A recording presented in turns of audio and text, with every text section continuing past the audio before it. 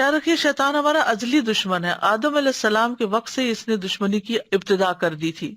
اس کا پہلا وسوسہ اور وار حضرت آدم اور حوا پر ہوا جب اس نے ان کو وسوسوں کے ذریعے پھسلا دیا اور کہا کہ میں تمہیں جنت کے ایسے دائمی درخت کا پتہ بتاتا ہوں جس سے تمہاری بادشاہت کبھی پرانی نہ ہوگی اور تم ہمیشہ کی زندگی حاصل کر لو گے.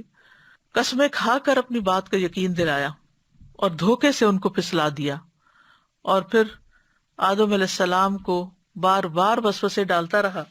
یعنی شیطان جو ہے وہ اپنے مشن سے جلدی ہارتا نہیں. ہم تو چھوٹی سی بات، ذرا سی مخالفت کوئی کر دے، ذرا سا کوئی ہمیں پرے دھکیل دے تو ہم اس سے بھی کہیں زیادہ دور چلے جانا چاہتے ہیں. لیکن شیطان جو ہے وہ اپنی بات سے باز نہیں آتا. وہ ایک جو تہیہ کر لیتا ہے پھر یعنی کروا کے چھوڑتا ہے، الا یہ کہ اس کو اللہ کے کلمات کی مار پڑے. اولاد آدم سے اس کی کھلی دشمنی ہے.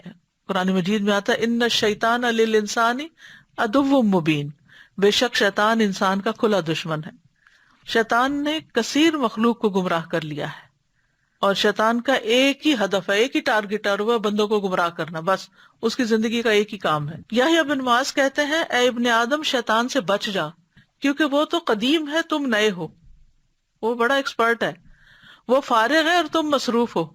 اس کا ایک ہی کام ہے اور تمہارے بے شمار کام ہے.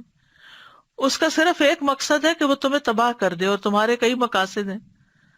شیطان تمہیں دیکھتا ہے، تم اسے نہیں دیکھ سکتے. تم اسے بھول جاتے ہو، وہ نہیں بھولتا.